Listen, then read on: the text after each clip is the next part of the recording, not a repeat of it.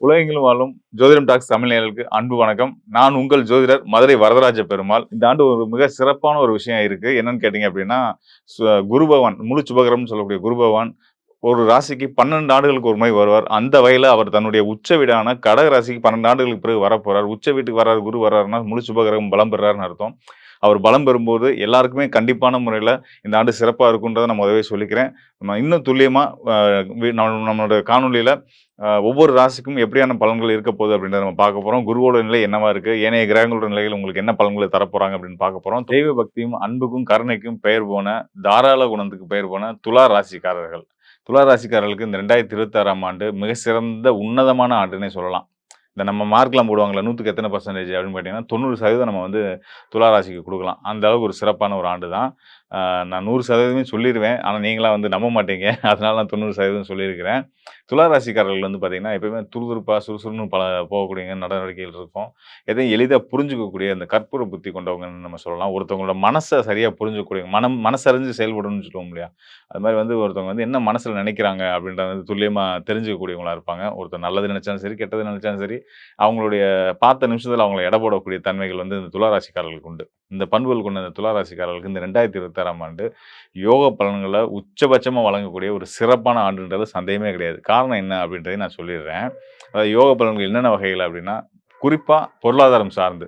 உங்களுக்கு இருக்கக்கூடிய பொருளாதார தடைகள், கடன் சம்மந்தப்பட்ட சிக்கல்கள் இதெல்லாம் நீங்கி, நீங்க வந்து உங்களுடைய நீங்க அடுத்தவங்களுக்கு உதவி செய்ற அளவுக்கு கடன் குடுத்து உதவுற அளவுக்கு பெரிய பெரிய பொருளாதார அளவுல உதவுறதுக்கான உங்களுக்கான வருமானங்கள் வரும். நீங்க இப்ப இதுநாள் வரைக்கும் பற்றாக்குறை பட்ஜெட்ல இருந்துகிட்டு சங்கடப்பட்டுக்கிட்டு, இந்த செலவுக்கு என்ன பண்ண போறோம், அந்த செலவுக்கு என்ன பண்ணுவோம்னு பயத்துல, கவலையில இருந்துகிட்டு இருப்பீங்க.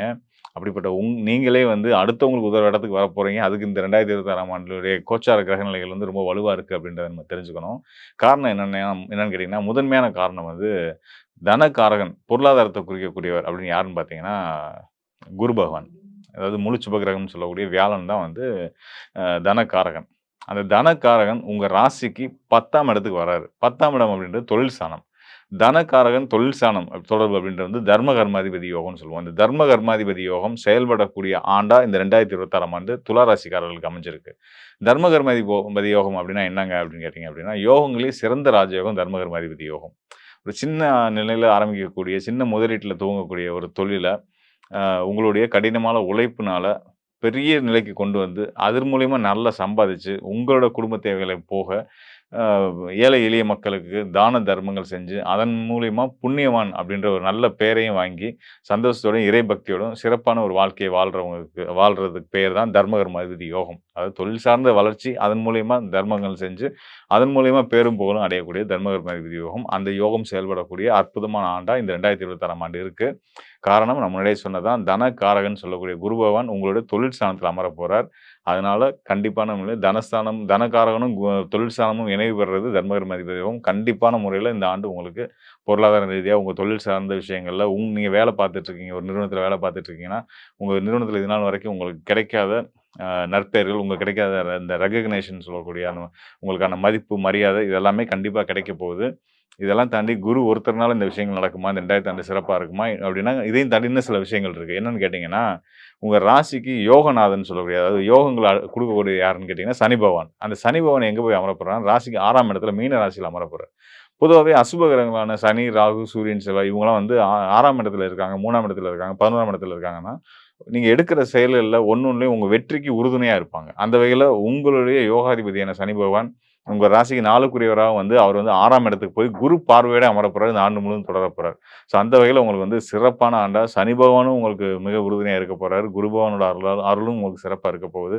உங்களுடைய தனஸ்தானத்துக்கும், தொழில் ஸ்தானத்திலிருந்து குருவுடைய அருள் கிடைக்கப் போகுது. இனிமே நீங்க சொன்னா சரியா இருக்கும்னு எல்லாரும் நம்புற அளவுக்கு, உங்க பெயருக்கு மதிப்பு கிடைக்கிற அளவுக்கு ஒரு சிறப்பான விஷயங்கள இந்த 2026ஆம் ஆண்டு உங்களுக்கு குடுக்க தயாரா இருக்கு. ராகு ஆண்டு கிரகம்னு சொல்லக்கூடிய ராகு, கேதுவுடைய நிலைகளுமே வந்து இந்த ஆண்டு முழுவதுமே தொடரப்போகுது. அதாவது உங்க ராசிக்கு யோகஸ்தானமான 5ஆம் இடத்துல ராகுவும், லாபஸ்தானத்துல கேதுவும் இருக்க போறாங்க. இவங்களுடைய நிலைகள் ரொம்ப சிறப்பா இருக்கு. சங்கடங்கள் தர மாரி இல்ல. ஒட்டுமொத்தத்துல இந்த கோச்சார கிரகங்கள் 2026ஆம் ஆண்டுல துலா ராசிக்காரர்களுக்கு ரொம்ப சிறப்பாவே இருக்கு. துலா ராசிக்காரர்கள் வந்து பார்த்தீங்கன்னா, தட்சிணாமூர்த்தி வழிபாடு, கடல் சார்ந்த பகுதிகள்ல இருக்கக்கூடிய முருகன் ஆலயங்களுக்கு, அதாவது கடல் மட்டும் இல்ல, நீர்நிலை சார்ந்த பகுதியில இருக்கக்கூடிய முருகனுடைய ஆலயங்களுக்கு போய் வழிபட்டு வர்றது, ஏழை எளியவங்களுக்கு திரவ உணவுகள தியானம் குடுக்குறது, அன்னதானமும் பண்ணலாம் தப்பில்ல. இந்த பால் குடுக்குறது, மோர் குடுக்குறது, இந்த மாதிரியான விஷயங்கள்லாம் ரெகுலரா செஞ்சுட்டு வந்துட்டு இருந்தீங்க அப்படின்னா, அ அந்த புண்ணியங்களும், உங்களோட பக்தியும் சேர்ந்து உங்களுடைய இந்த எதிர்கால வாழ்க்கைக்கு மிகப்பெரிய யோகங்கள ஏற்படுத்தி குடுக்கும் அப்படின்றதையும் நம்ம வந்து சொல்ல முடியும். மேலும் இந்த 2026ஆம் ஆண்டு எல்லா ராசிக்காரர்களுக்கும் மிக சிறந்த யோகத்த குடுக்கப் போகுது. இந்த ராசி, அந்த ராசின்றத தாண்டி எல்லா ராசிக்குமே 2026ஆம் ஆண்டு ஒரு யோக காலம் அப்படின்றது உச்சபட்சமான வெற்றிகளையும், ஜாக்பாட் யோகங்களையும் குடுக்கக்கூடிய ஒரு அற்புதமான காலம் அப்படின்றத நம்ம வந்து அடிச்சு சொல்ல முடியும். அதுக்கான காரணங்கள் நம்ம முன்னயே சொன்ன மாரி வந்து பார்த்தீங்கன்னா, 12 ஆண்டுகளுக்கு பிறகு குரு உச்ச பலம் பெறப் போறாரு. 30 ஆண்டுகளுக்கு பிறகு மீன ராசியில சனி பகவான் வந்து அமரப் போறாரு. ஸோ அந்த ஆண்டு கிரகங்கள்ல அதிகமான காலங்கள் ஒரு ராசிக்கு மீண்டும் வர்றதுக்கு எடுத்துக்கக்கூடிய கிரகங்கள் பார்த்தீங்கன்னா, சனி, நம்ம ஒரு குரு இவங்க தான். ஸோ இதில வந்து சனி வந்து 12 ஆண்டுகளுக்கு பிறகு ஒரு ராசிக்கு வந்து அவர் உச்ச பலம் பெறுறது. தன்னோட உச்ச வீட்டுக்கு வந்து கடக ராசிக்கு வந்து தன்னோட நட்பு வீடு. கடக ராசி வந்து குரு பகவானுக்கு ரொம்ப பிடிச்ச வீடு. ஸோ அங்க தான் அவர் உச்ச பலம் அடையறாரு. ஸோ அது வந்து ரொம்ப சிறப்பு. அதாவது எல்லோரோட மனசுலயும் வந்து அமைதியும், சாந்தியும், நிம்மதியையும் குடுக்கக்கூடிய விஷயத்த குரு பகவான் செய்யப் போறாரு. ஸோ அதான் இங்க நடக்கக்கூடிய ஒரு நல்ல விஷயமா இருக்கு. இந்த குரு பகவான் வந்து நம்ம தனிப்பட்ட ஜாதகம், தனிப்பட்ட நபர்கள் அப்படின்றத தாண்டி உலகளாவிய அளவிலேயே வந்து பார்த்தீங்கன்னா, நாடுகளுக்குள்ள இருக்கக்கூடிய பதட்டங்கள், சங்கடங்கள் இதெல்லாம் தீர்க்கப் போறாரு. அது மட்டும் இல்லாம இயற்கை சீற்றங்கள், பேரிடர்கள் இதனால வந்து நெறைய பேர் துன்பப்பட்டுட்டு இருப்பாங்க, கஷ்டப்பட்டுட்டு இருப்பாங்க. வறுமையினால கூட சில நாடுகள்ல வந்து சிக்கல்கள், பிரச்சனைகள்லாம் இருந்துட்டு இருக்கு இல்லையா? அது எல்லாமே கூட மாறக்கூடிய ஒரு அற்புதமான ஆண்டு இந்த 2026ஆம் ஆண்டு. இந்த தசாப்தம், இந்த 10 வருஷம் அப்படின்னு எடுத்துக்கிட்டோம்னா, 2020லேருந்து 2030 வரைக்குமான இந்த காலத்தில, இந்த 2026ஆம் ஆண்டு மிக சிறந்த உன்னதமான ஒரு யோகமான ஆண்டு அப்படின்றதுல எந்த சந்தேகமும் வேண்டியதில்ல. காரணம் குரு பகவான் உச்ச ஸ்தானத்துக்கு வர்றது தான். இதுக்கு அடுத்ததா குருவுடைய பயணங்களும் ரொம்ப சிறப்பாவே இருக்கு. அடுத்தடுத்த ஆண்டுகளுமே வந்து பார்த்தீங்கன்னா, அவர் நல்ல நிலைக்கு தான் வர்றாரு. அசுப கிரகங்கள செயல்பட முடியாத அளவுக்கு தடுக்கிற நிலையில குரு பகவான் இருந்துட்டே தான் இருக்க போறாரு. ஸோ குரு தான் இன்னைக்கு நம்ம ஹீரோன்னு வச்சுக்கோங்களேன். இந்த ஆண்டோட ஹீரோ குரு பகவான் தான். குருவால சிறப்பு பலன்கள பெறக்கூடிய ராசிகள் எல்லா எல்லா ராசிகளையும் தாண்டி நான் எல்லாருக்குமே அது கிடைக்கும் அப்படின்னு சொல்லியிருக்கேன். ஒரு நல்லவன் உச்சம் பெற்றா எல்லாத்துக்கும் நல்லதுங்க. அதில எந்த சந்தேகமே கிடையாது. மலை போல இருக்கக்கூடிய பிரச்சனைகளாகட்டும், எவ்வளோ பெரிய பிரச்சனைகளாகட்டும், தீராத பிரச்சனைன்னு நெனச்சிட்டு இருக்கலாம். ஒருத்தர் வந்து கடன் சார்ந்த விஷயங்கள் இதிலிருந்து எப்படி மீள போறேன் அப்படின்னு நெனச்சு பயந்துகிட்டு இருப்பீங்க. ஒரு சிலர் ஆரோக்கியம் சார்ந்த பிரச்சனைகள்ல இதில இந்த இந்த இந்த சிக்கல்ல இருந்து நான் எப்படி மீள போறேன்னு தவிச்சிட்டு இருப்பீங்க. எல்லாத்துக்குமே விடிவு கிடைக்கக்கூடிய ஒரு அற்புதமான ஆண்டா இந்த 2026ஆம் ஆண்டு இருக்கு. இந்த ஆண்டுல நீங்க எடுக்கக்கூடிய எல்லா நல்ல முயற்சிகளும் உங்களுக்கு வெற்றிகள குடுக்கும் அப்படின்றத சொல்லிக்கிறேன். மேலும் இப்ப நம்ம பார்த்தது வந்து பார்த்தீங்க அப்படின்னா, கோச்சார அடிப்படையிலான கிரக நிலைகள். கோச்சார கிரகங்கள் வந்து இப்ப உங்க ராசிக்கு குரு எங்க இருக்காரு, சனி எங்க இருக்காரு, ராகு எங்க இருக்காரு, ஏனைய கிரகங்கள் எப்படி இருக்காங்க அப்படின்றத பொறுத்து உங்களுக்கான பலன்கள் சொல்லியிருக்கோம். இது வந்து கோச்சாரம் ஒரு பக்கம் அப்படின்னாலும், உங்களுடைய தனிப்பட்ட ஜாதகம்.